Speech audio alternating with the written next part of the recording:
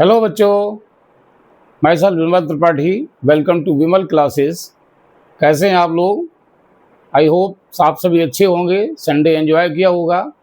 तो आज हम एक और टॉपिक रिफ्रैक्शन ऑफ लाइट पर लेके आए हैं, जो refraction of light at convex spherical surface. इससे पहले हमने आपको कॉन्केव स्फेरिकल सरफेस के बारे में बताया था। तो आज आप देखेंगे ये किस तरीके से कॉन्वेक्स स्फेरिकल सरफेस पर रिफ्रैक्शन लाइट का होता है।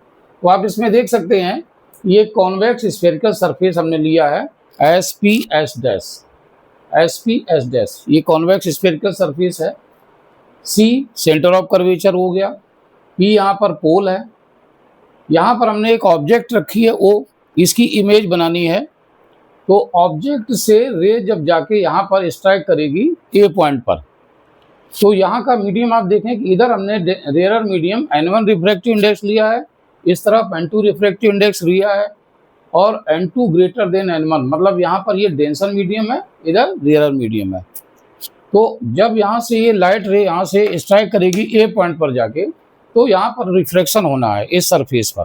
तो रिफ्रैक्शन के लिए हमें एक नॉर्मल ड्रॉ करना होता है। तो ये नॉर्मल हमेशा सेंटर ऑफ कर्वेचर से ही ड्रॉ करेंगे।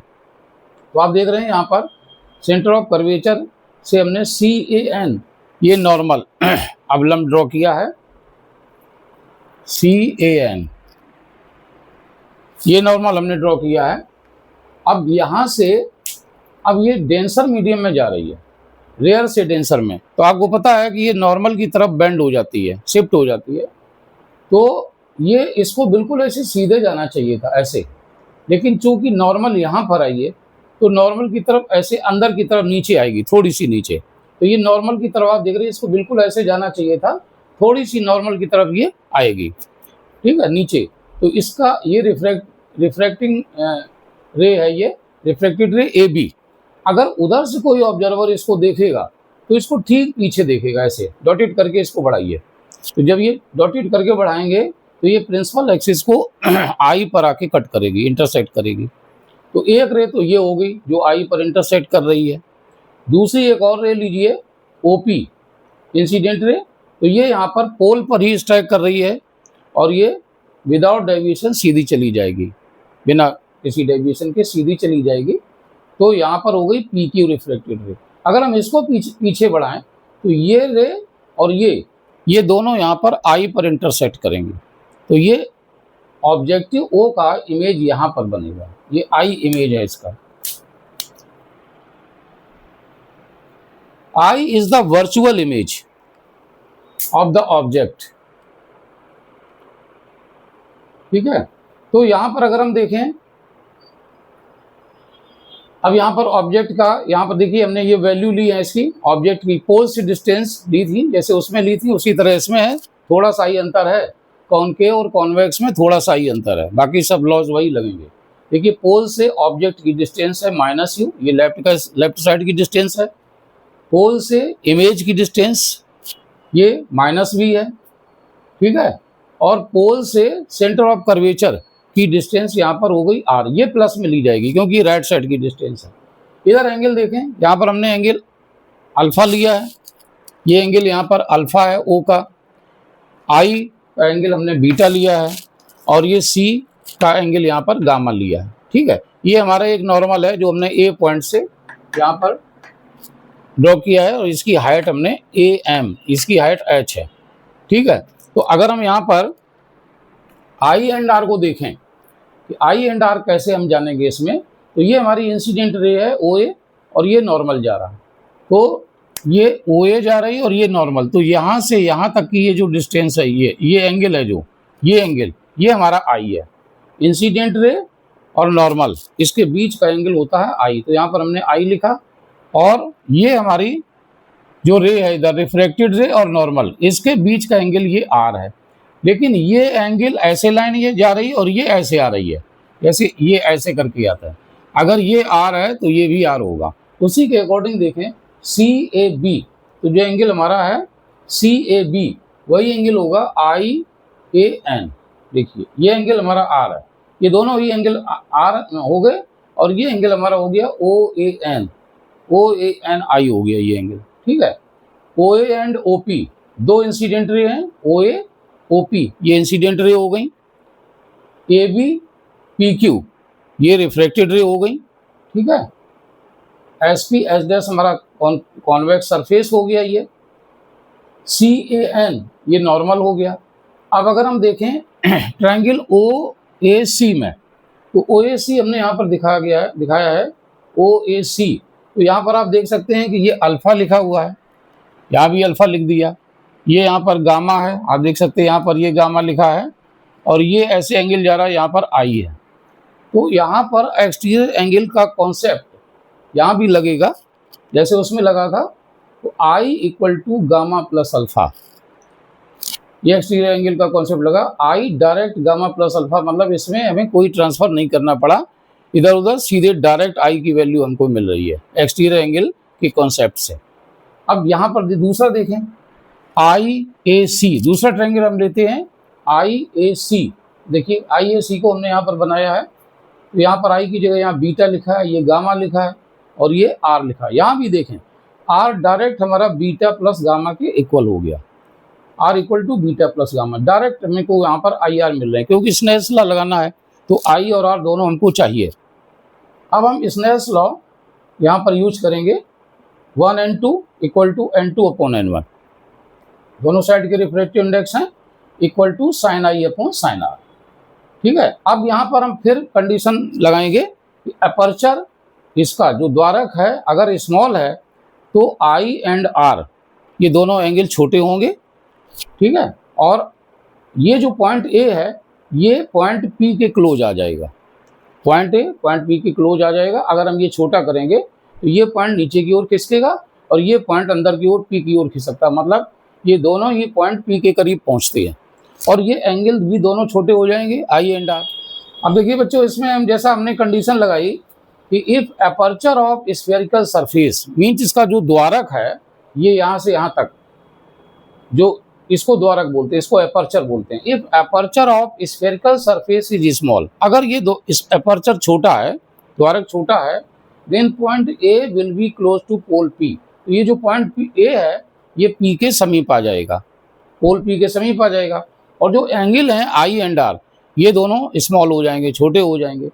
अगर ये एंगल छोटे हुए स्मॉल हैं और अगर इनको रेडियन में मेजर किया जाए तो उस कंडीशन में जो साइन आई इक्वल टू होता है, देन यहाँ पर साइन आई इक्वल टू आई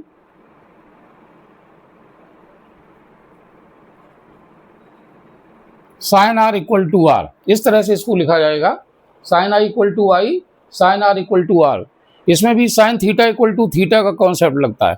जब एंगल छोटा होता है तो sine theta equal to theta, इसी कॉन्सेप्ट पर sine I equal to I sine R equal to R हो जाएगा।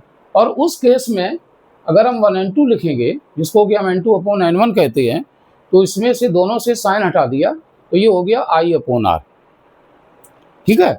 अब अगर हम इसको क्रॉस मल्टीप्लाई करें तो ये हो जाएगा n2 into R equal to n1 into I, ठीक है। अब यहाँ पर आई और आर की जो वैल्यू अभी हमने फाइंड की थी यहाँ पर पुट करते हैं, तो आर की जगह गामा प्लस बीटा और आई की जगह गामा प्लस अल्फा को पुट कर देते हैं। इसके बाद इसको अंदर मल्टीप्लाई करते हैं, n2 गामा फिर n2 बीटा हो जाएगा equal to n1 gamma plus n1 alpha. अब क्या करते हैं, अल्फा बीटा को एक साइड में करते हैं और गामा को एक साइड में भेज देते हैं। तो ये अल्फा बीटा एक साइड में आ गए, उधर से अल्फा आ गया माइनस, और बीटा ये गामा उधर चला गया। तो आप देख रहे हैं यहाँ पर गामा कॉमन है, तो गामा हमने यहाँ पर कॉमन ले लिया, और ये n2 beta minus n1 alpha equal to gamma n1 minus n2। अब यहाँ पर अल्फा बीटा गामा की वैल्यू हमें चाहिए। हाँ बच्चों, तो इसमें हम बता रहे थे कि ये अल्फा बीटा गामा इसकी वैल्यू जो पुट करनी है, इसके लिए हमें यहाँ पर फिर से वही कंडीशन को लेना पड़ेगा, if aperture of spherical surface is small. अगर इसका अपर्चर द्वारक छोटा है तो point A and M will be close to pole P. अब ये जो पॉइंट ए और एम है ये दोनों पी के क्लोज आ जाएंगे। तो अगर ये पी के क्लोज आ जाते हैं तो उस कंडीशन में अल्फा बीटा गामा ये एंगल हैं ये भी स्मॉल होंगे। तो अगर ये एंगल स्मॉल हैं तो इसमें tan alpha equal to alpha ये इसमें साइन थीटा का कॉन्सेप्ट उसी तरह इसमें भी लगता है।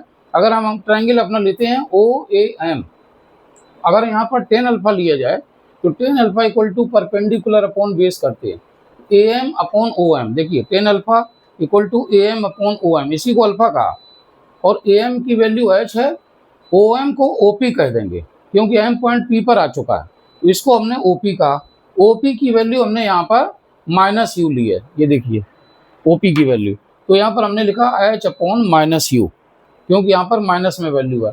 फिर हमने दूसरा ट्रायंगल लिया आई ए एम, देखें यहाँ पर, तो आई ए एम में टेन बीटा में A M upon I M हो जाएगा, ठीक है, और आई एम को हम आई पी लिख देंगे क्योंकि वो पी पर पहुंच चुका है, और आई पी की वैल्यू माइनस बी है, तो बीटा इक्वल टू हो गया एच अपॉन माइनस बी। फिर हम तीसरा ट्रायंगल लेंगे सी ए एम, इसमें टेन गामा लगाइए, तो tan gamma equal to perpendicular upon base, तो आप देखें A M upon C M, और सी एम को यहाँ पर सी पी लिख देंगे। अब सी पी की वैल्यू आप देख सकते हैं कि आर है, तो ये हो गया एच अपॉन आर। यहाँ पर आर को पॉजिटिव लिया गया क्योंकि ये राइट साइड में। अब ये जो अल्फा बीटा जो आए हैं इनकी वैल्यू हमें इक्वेशन जो हमने ऊपर ये लिया है इसमें पुट करनी पड़ेगी। हाँ बच्चों, तो इसमें अल्फा बीटा गामा की वैल्यू जो इक्वेशन हमने यहाँ पर बनाया है इसमें पुट करने जा रहे हैं।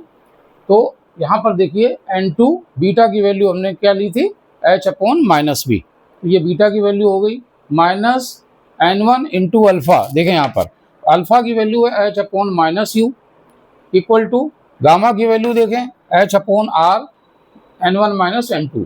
अगर हम इस साइड से एच कॉमन ले लें इसमें से, तो यहाँ बचेगा N2 अपॉन माइनस बी, ये माइनस माइनस प्लस हो जाएगा N1 अपॉन यू, और ये जो कहते हैं लिख देखें। इसमें देखिए एच और एच ये कैंसिल हो रहा है दोनों साइड से, तो यहाँ पर बचा N2 upon minus B plus N1 upon U equal to N1 minus N2 upon are.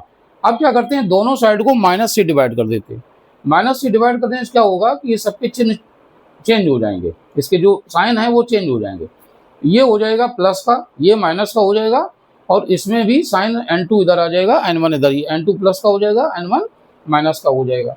तो यहाँ पर हम क्या करते हैं कि माइनस से सबको डिवाइड करते हैं, तो ये पॉजिटिव हो गया, ये हो गया N2 अपॉन बी, ये माइनस का हो गया N1 अपॉन यू, और यहाँ पर भी साइन चेंज हो गया, तो N2 इधर N1 इधर हमने लिख दिया N2 minus N1 upon are. तो ये हमारा फॉर्मूला आ गया। अगर दोनों साइड की रिफ्रैक्टिव इंडेक्स अलग अलग इंडिविजुअल हैं तो हम ये फार्मूला यूज करेंगे, अगर हमें रिफ्रैक्टिव इंडेक्स अलग अलग दिए गए हैं। अब इसी को थोड़ा सा अगर हम और सॉल्व करें तो आगे बढ़ते हैं। यहाँ से हम N1 कॉमन ले रहे हैं दोनों साइड से, तो अगर हम यहाँ पर N1 कॉमन लेंगे तो यहाँ पर हो जाएगा N2 अपॉन N1, कॉमन लिया है तो डिवाइड करना पड़ेगा N2 अपॉन N1, और यहाँ से चूँकि N1 कॉमन जा चुका है तो ये 1 हो जाएगा, तो ये हो गया N2 upon N1 upon B minus 1 upon U. यही काम यहाँ करेंगे, यहाँ से N1 कॉमन लीजिए, कॉमन है नहीं लेकिन कॉमन लेने का तरीका यही है कि अगर आप कॉमन लेते हैं तो जिस चीज़ को कॉमन लिया है उससे डिवाइड करना पड़ता है।